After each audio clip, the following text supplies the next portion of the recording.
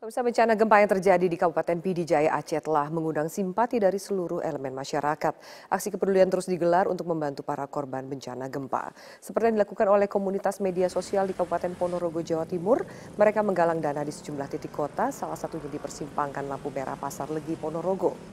Seluruh dana yang terkumpul akan disalurkan untuk membantu korban bencana gempa Aceh melalui PMI. Aksi ini sebagai wujud solidaritas masyarakat Ponorogo terhadap bencana yang dialami oleh saudara di Pidijaya Aceh. Palang Merah Indonesia menerima donasi dari perusahaan Lipo Group senilai 250 juta rupiah dan 150 juta rupiah dalam bentuk paket bantuan untuk korban gempa di Pidijaya Aceh. Dalam misi kemanusiaan, PMI juga mengirimkan bantuan logistik sebanyak 1.000 family kit, 1.000 peralatan kebersihan, 1.000 selimut dan terpal. Bantuan ini akan segera dikirim ke PMI Provinsi Aceh untuk disalurkan kepada para korban. Selain banjir yang terjadi, bencana tanah longsor juga melanda Desa Karangpandan, Kecamatan Karangpandan, Jawa Tengah. Tebing setinggi 30 meter longsor dan menimbun 5 orang warga. Musibah tanah longsor terjadi di Dusun Tegal Sari, Desa Karangpandan. Dari 8 warga yang tertimbun, 1 warga tewas, 2 masih belum ditemukan, sementara 5 lainnya selamat. Saat kejadian, belasan warga sedang memanen padi di areal persawahan yang terletak tepat di bawah tebing. Menurut petugas, musibah tanah longsor ini terjadi akibat hujan deras yang mendera wilayah tersebut sejak Senin sore.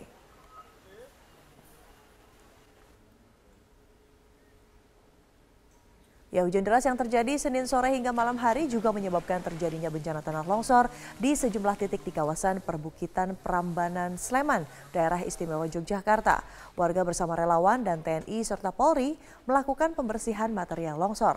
Tercatat 11 titik longsor mengenai rumah warga dan 7 titik longsor menutup akses jalan desa dan jalan kabupaten, serta sejumlah tiang listrik juga ikut roboh. Longsor besar juga terjadi di ruas Jalan Nasional Trenggalek Ponorogo di Kabupaten Trenggalek, Jawa Timur. Akibat tanah longsor, akses dari Kabupaten Trenggalek menuju Ponorogo, Jawa Tengah maupun Jakarta terputus total sejak 2 hari terakhir. Untuk sementara, akses kendaraan roda 4 dialihkan melalui Kabupaten Kediri maupun Kabupaten Pacitan dengan jarak tempuh yang lebih jauh.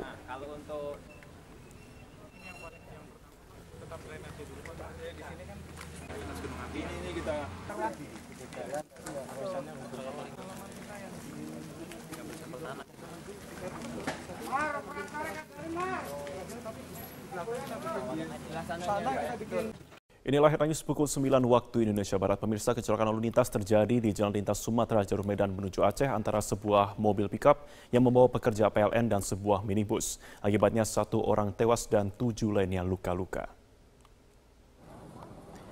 Peristiwa berawal saat mobil pickup membawa 8 orang pekerja kontrak pemasangan tiang PLN yang melaju dengan kecepatan tinggi dari arah Medan menuju Pangkalan Berandan. Namun naas saat hendak melewati truk di Jalan Lintas Sumatera, Desa Air Hitam, tiba-tiba mobil oleng hilang kendali kemudian menabrak mobil minibus yang datang dari arah berlawanan hingga kedua mobil terbalik. Polisi lalu lintas yang turun ke lokasi kejadian bersama warga mengevakuasi semua korban ke RSUD Tanjung Pura. Seorang penumpang pickup tewas saat dalam perjalanan menuju rumah sakit, sedangkan 7 pekerja kontrak PLN lainnya mengalami luka-luka.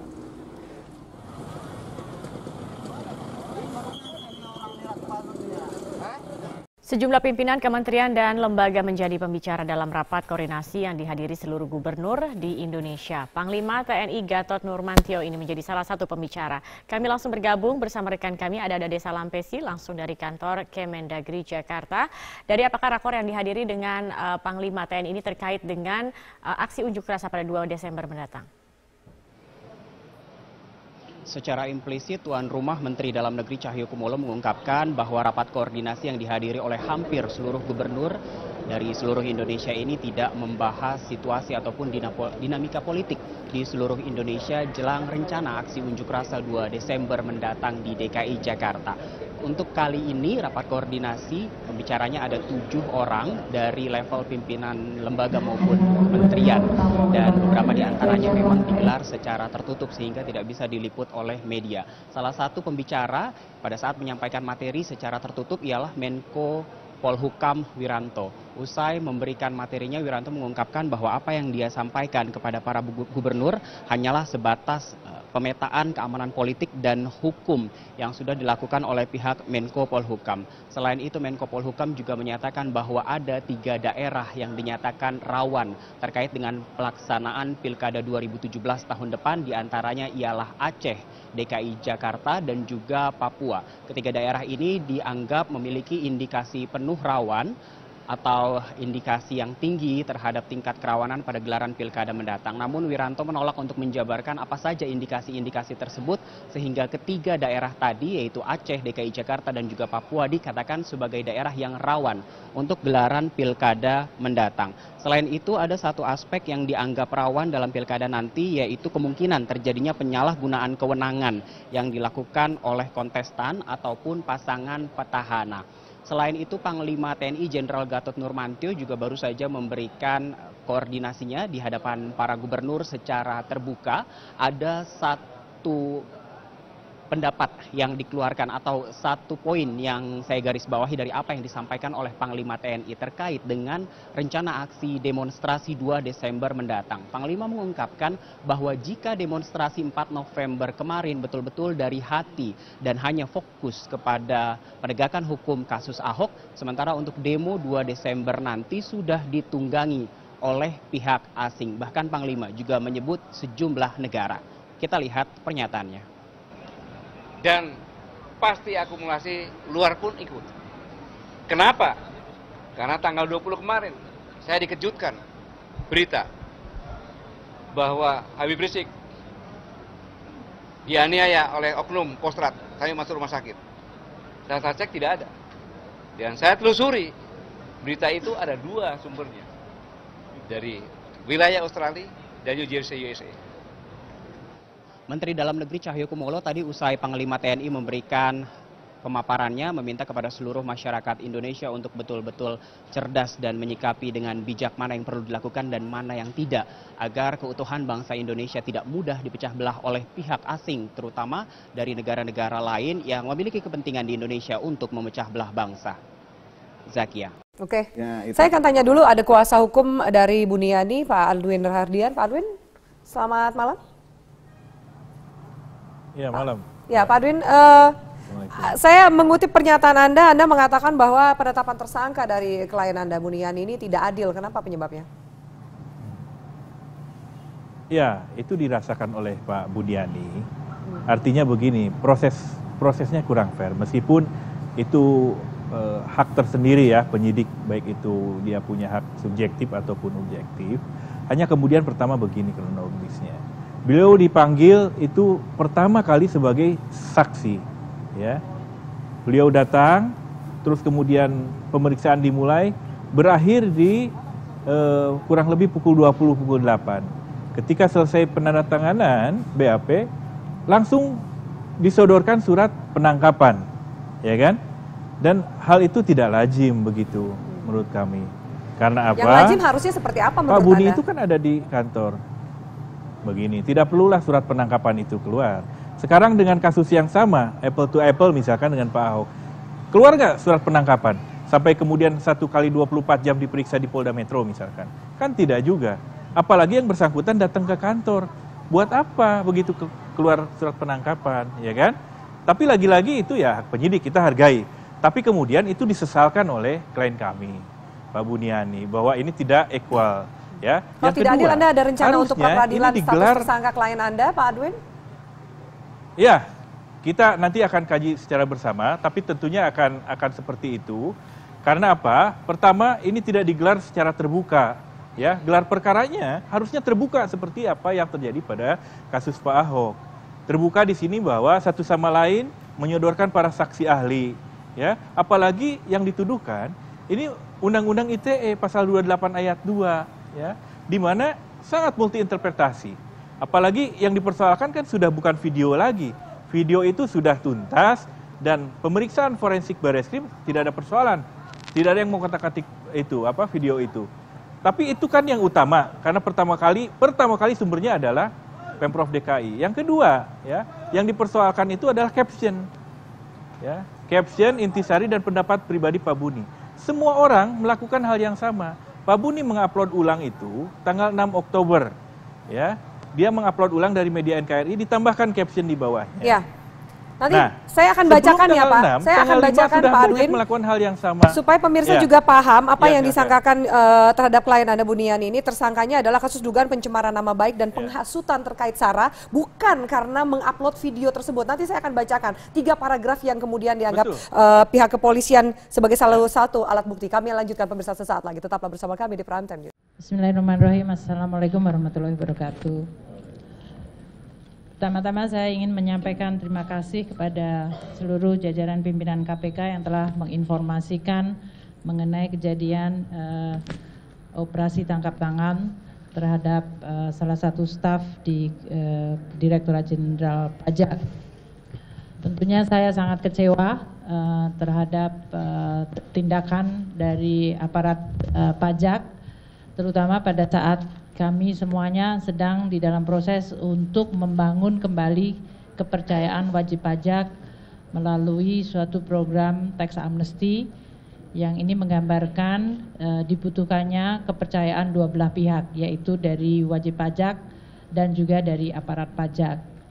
Tindakan yang dilakukan oleh Oknum HS dari Direktorat Jenderal Pajak mencerminkan suatu pengkhianatan terhadap prinsip-prinsip tata kelola yang baik, integritas, dan kejujuran yang selama ini merupakan nilai-nilai yang dianut oleh Kementerian Keuangan dan Direktorat Jenderal Pajak. Jadi ini merupakan suatu tindakan yang mencederai nilai-nilai dan tentu juga mencederai kepercayaan dari koleganya yang lain. Seperti dikatakan oleh pimpinan KPK, Pak Agus, bahwa sebagian besar dari jajaran Direktorat Jenderal Pajak adalah para aparat yang punya komitmen tinggi untuk membangun institusi pajak menjadi institusi yang bisa dipercaya oleh publik, untuk mengumpulkan kewajiban sangat mengecewakan bagi seluruh jajaran Direktorat Jenderal Pajak dan tentu bagi pimpinan di Kementerian Keuangan, termasuk saya sendiri secara pribadi yang sangat kecewa. Kami Kementerian Keuangan, saya sendiri akan terus mendukung langkah KPK untuk mengusut kasus ini secara tuntas. Kasus ini sudah masuk di dalam proses penegakan hukum dan oleh karena itu Kementerian Keuangan akan berkomitmen membuka akses yang seluas-luasnya bagi KPK untuk mendalami kasus ini. Karena saya sangat menginginkan bahwa momentum ini akan menjadi salah satu trigger atau pemicu yang kredibel bagi pembersihan dan perbaikan Direktorat Jenderal Pajak. Kalau kami selama ini berkomunikasi bahwa melalui tax amnesty dan reformasi kami ingin membangun kepercayaan publik, maka kami menganggap bahwa hikmah dari OTT ini adalah suatu upaya yang jauh lebih sistematis dan kredibel untuk membangun Direktorat Jenderal Pajak yang bersih dari korupsi dan memiliki nilai integritas yang baik. Kami juga akan bekerja sama dengan KPK untuk mengintensifkan berbagai upaya pencegahan korupsi dan memperbaiki sistem tidak hanya di Direktorat Jenderal Pajak, tadi di Kementerian Keuangan keseluruhan. Kami menganggap bahwa Kementerian Keuangan merupakan lembaga yang sangat penting, sangat strategis yang memiliki amanah untuk mengelola keuangan negara secara bersih dan kredibel. Dan itu tidak mungkin dilakukan secara sendiri tanpa ada bantuan dan dukungan dari institusi yang kredibel seperti KPK. Sehingga saya sangat menyambut dan meminta untuk KPK membantu kami. Sehubungan dengan reformasi di Direktorat Jenderal Pajak yang telah saya sampaikan beberapa saat ini, maka saya akan segera membentuk dan mengumumkan tim reformasi di Direktorat Jenderal Pajak yang tidak hanya menyangkut masalah korupsi, tapi menyangkut ada 5 hal yang sangat strategis. Yang tentu pertama adalah masalah SDM dan Code of Conduct, yang ini menyangkut masalah integriti, pembersihan terhadap aspek-aspek korupsi, tapi lebih kepada juga perbaikan skill, kompeten, dan profesionalisme. Yang kedua adalah menyangkut masalah information system dan database, karena ini akan sangat membantu kami untuk mengidentifikasikan kewajiban dari wajib pajak secara objektif dan mengurangi interaksi dari aparat pajak secara tidak perlu yang kemudian bisa menimbulkan berbagai transaksi seperti yang terjadi pada OTT ini. Yang ketiga, kami perlu dan memandang penting untuk memperbaiki bisnis proses. Selamat malam, Anda menyaksikan Headline News pukul 21 waktu Indonesia Barat. Pemirsa, Polda Metro Jaya telah menetapkan Buniyani sebagai tersangka terkait dugaan pencemaran nama baik. Untuk mengetahui informasi selengkapnya, kita simak langsung mendengarkan keterangan pers dari Kabid Humas Polda Metro Jaya, Kombes Pol Awi Setiono. Romawi 10 2016 PMJ di Reskrim Sus pada tanggal 7 Oktober 2016. Kita ketahui bersama bahwasannya LB tersebut pelapornya adalah Andi Windo Wahidin SHMH. Kasusnya tentang pencemaran nama baik dan penghasutan atau SARA. Adapun untuk identitas terlapor, yaitu nama BY, jenis kelamin laki-laki, tempat tanggal lahir Lombok Timur 16 Mei 1969, pekerjaan dosen agama Islam, Kewarganegaraan Indonesia, alamat Kalibaru, Permai, Blok B2, nomor 15, RT 002007, Kelurahan Kalibaru, Kecamatan Cilodong, Depok, Jawa Barat. Hasil dari proses penyidikan selama ini yang telah dilakukan oleh Subdit Cybercrime Polda Metro Jaya sudah melakukan pemeriksaan terhadap saksi-saksi, kemudian saksi ahli, sampai dengan hari ini kita telah melakukan pemanggilan terhadap terlapor tadi pagi, sekitar jam berapa tadi Pak Roberto? Jam 11 ya. Ya, kita panggil jam 10, jam 11 hadir sebagai saksi, dan tadi sampai dengan pukul sekitar 19.30 ya. Selesai dilakukan pemeriksaan sebagai saksi. Namun demikian dengan hasil pemeriksaan, hasil konstruksi hukum, pengumpulan alat-alat bukti dari penyidik pada kesempatan malam hari ini sekitar pukul 20.00 dengan bukti permulaan yang cukup, yang bersangkutan saudara BY kita naikkan statusnya menjadi tersangka. Bahwasanya yang bersangkutan dari tuduhan persangkaan oleh pelapor terkait dengan pencemaran nama baik dan penghasutan SARA yang dapat kita penuhi terkait dengan unsur-unsur perbuatan pidananya, yaitu terkait dengan Ini ada informasi terbaru, kami baru saja mendapatkannya. Telah terjadi gempa yang cukup besar yang mengguncang wilayah Jepang. Gempa berpotensi menimbulkan tsunami. Gempa mengguncang dengan kekuatan sekitar 6,9 hingga 7,3 skala Richter. Gempa terjadi di wilayah timur laut Jepang pagi ini dan berpotensi terjadi tsunami. Tsunami diperkirakan akan menyapu wilayah prefektur Fukushima, Jepang. Gelombang tsunami diperkirakan mencapai ketinggian 3 meter yang akan menyapu wilayah timur laut. Badan Geologi Amerika Serikat mengatakan gempa berkekuatan 6,9 skala Richter dengan kedalaman sekitar 11,3 km. Namun Badan Geologi Jepang memperkirakan gempa berkekuatan 7,3 skala Richter ini terjadi pada pukul 6 pagi waktu Jepang di perairan Fukushima. Di wilayah timur laut Jepang terdapat 4 lempeng tektonik yang memungkinkan terjadi gempa setiap tahunnya. Sebelumnya beberapa tahun lalu wilayah ini juga pernah diguncang gempa yang cukup hebat. Waktu itu reaktor nuklir Fukushima rusak berat dan warga harus dievakuasi. Sementara pada bulan April lalu gempa mengguncang prefektur Kumamoto di wilayah selatan Jepang. 1.700 orang dievakuasi dan 50 orang meninggal dunia.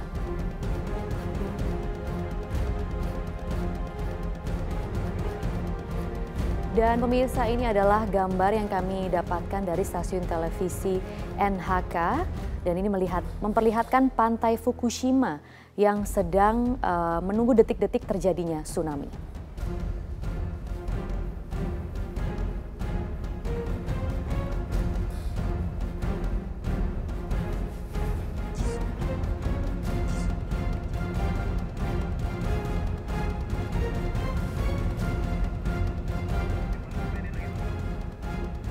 Ya, Jepang memang merupakan negara pemirsa yang sering terjadi gempa yang juga berpotensi terjadi tsunami dan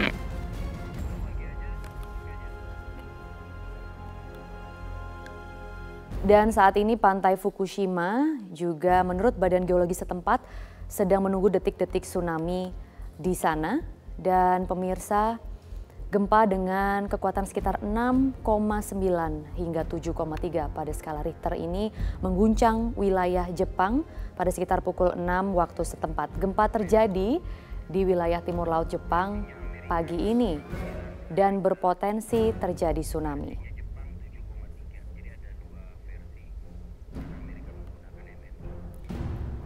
Dari Badan Geologi setempat sendiri, gempa ini diperkirakan mencapai 7,3 skala Richter.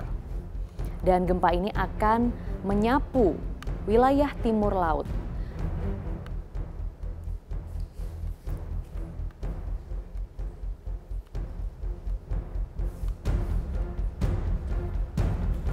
Dan pemirsa, di wilayah timur laut Jepang terdapat 4 lempeng tektonik yang memungkinkan terjadi gempa setiap tahunnya. Sebelumnya beberapa tahun lalu wilayah ini juga pernah diguncang gempa yang hebat. Waktu itu reaktor nuklir Fukushima rusak berat dan warga harus dievakuasi.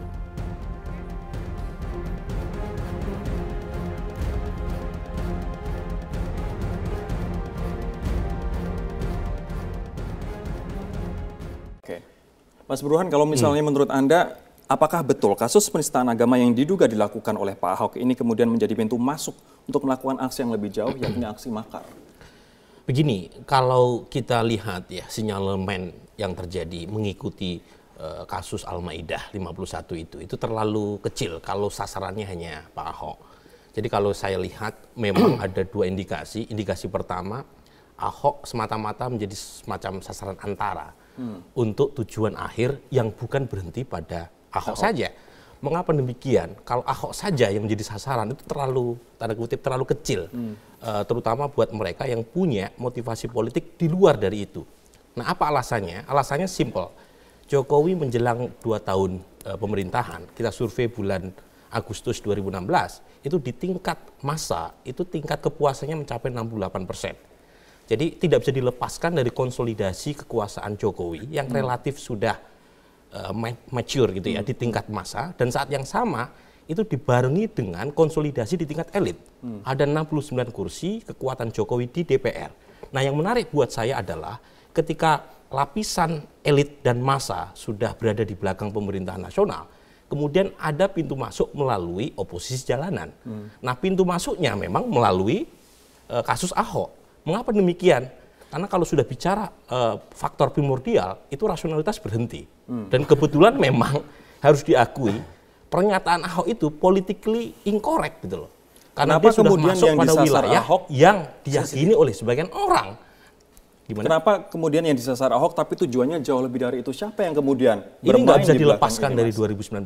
Kalau misalnya Jokowi terlalu kuat di tingkat massa dan di tingkat elit, sulit untuk bisa menyaingi Jokowi di 2019. Jadi ada dua tujuan utamanya. Pertama, kalau misalnya tidak dibikin semacam make a dance, dibikin semacam dance itu apa ya, semacam kelemahan gitu ya dari sekarang terhadap Jokowi, itu susah untuk mengalahkan di 2019.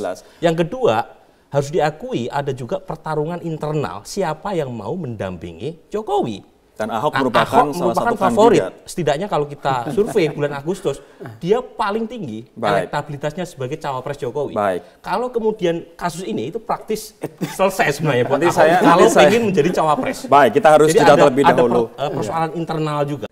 Hingga sore ini proses pencarian 15 nelayan KM Mulia Jati masih berlangsung, dan untuk mengetahui perkembangan terbaru proses pencarian, rekan Ferry Prihardi akan menyampaikan laporan selengkapnya langsung dari Tuban, Jawa Timur. Ferry, apakah pencarian dari tim SAR sudah membuahkan hasil, Ferry? Ada sekitar pukul 13.30 atau 1 jam setengah yang lalu, tim di posko antemortem DVI yang ada di dermaga PT TI ini mendapatkan informasi dari tim pencarian yang berada di titik lokasi bahwa sudah ada 3 nelayan yang ditemukan pada pencarian dari pagi hingga siang hari ini. Namun ketiga yang sudah ditemukan tersebut belum diketahui identitasnya dan 3 ditemukan dalam kondisi tewas. Saat ini ketiganya tengah dalam perjalanan untuk dibawa ke dermaga untuk selanjutnya diidentifikasi oleh tim dari Disaster Victim Identification Bidokes Polda Jawa Timur. Nanti 3 yang sudah ditemukan tersebut akan dibawa untuk selanjutnya diidentifikasi di RSUD Tuban, dan proses identifikasi dengan menginput atau memasukkan seluruh informasi yang berasal dari seluruh pihak, baik itu dari pihak pemilik kapal, pihak keluarga, dan juga pihak kepolisian, masih terus dilakukan hingga saat ini. Terhitung sejak pukul 14 tadi, 15 identitas sudah diketahui secara nama, dan 2 nama yang baru masuk adalah atas nama Budi Kurniawan ataupun Wawan dan juga Marto atau Andri. Keduanya merupakan warga Kecamatan Jekulo, Kabupaten Kudus. Dan saat ini sambil menunggu proses pencarian di lautan yang berkisar 40 km dari pantai di Tuban ini masih terus berlangsung. Diperkirakan batas pencarian untuk hari ini akan berlangsung hingga pukul 17 ataupun 17.30 melihat kondisi cuaca dan juga melihat kondisi pencahayaan, karena proses pencarian tidak mungkin dilakukan setelah malam hari. Ade. Ya, Ferry, lalu bagaimanakah dengan kemungkinan penyebab terjadinya tabrakan tersebut, Ferry? Ya, dari informasi yang kami kumpulkan dari tim kami di Surabaya yang mewawancarai Kasih Tertib Pelayaran di Kesyah Bandaran Utama Tanjung Perak, bahwa segala kemungkinan bisa saja terjadi, namun penyebab pasti dari 2 kapal yaitu MV Tyson 4 yang berbendera Vietnam dan juga KM Mulia Jati masih harus diteliti hingga nanti akan ditemukan kemungkinan ataupun penyebab pastinya. Namun kemungkinannya sampai saat ini ada 2 kemungkinan besar.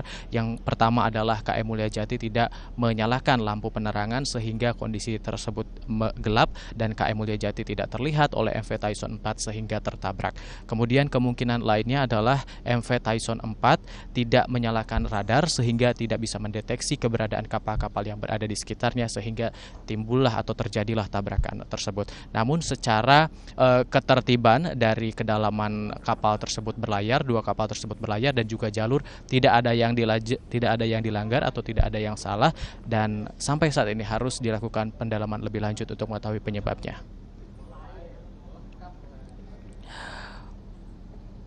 Untuk sementara kembali ke studio Ade. Baik, terima kasih Ferry Prihardi melaporkan langsung dari Tuban, Jawa Timur, dan selamat kembali bertugas. Selamat siang pemirsa, inilah Headline News pukul 14 waktu Indonesia Barat. 15 nelayan dinyatakan hilang akibat kapal berbendera Thailand dan kapal nelayan tabrakan di perairan Tuban, Jawa Timur. Berdasarkan informasi petugas Pelabuhan Brondong Lamongan, tabrakan terjadi pada pukul 4 dini hari tadi saat kapal berbendera Thailand KM Tyson sempat membawa tapioka dari Thailand tujuan Surabaya bertabrakan dengan KM Mulia Sejati. Dan untuk mengetahui bagaimana upaya pencarian 15 nelayan yang hilang, saat ini kita sudah terhubung dengan Pak Misngadi, Syah Bandar Pelabuhan Brondong, Lamongan, Jawa Timur. Selamat siang, Pak. Selamat siang. Ya, bagaimanakah upaya atau bagaimanakah kronologis peristiwa ini, Pak? Siap. Kronologi kejadian ini tadi pagi sekitar pukul 4 pagi. Itu kapal nelayan Mulia Sejati ditabrak MV Tyson 4. Ya. Di posisi kurang lebih 17 mil dari Pelabuhan Brondong gitu, Pak. Ya. Bagaimanakah upaya pencarian saat ini, Pak? Untuk posisi sekarang sudah dalam taraf evakuasi terhadap 12 orang yang selamat. Untuk yang 15 masih belum diketahui nasibnya. Jadi ini yang 12 untuk dievakuasi ke Pelabuhan Lamongan Sorbes untuk mendapatkan pertolongan lebih lanjut gitu Pak. Jadi masih 15 orang masih dicari ya Pak Misngadi ya?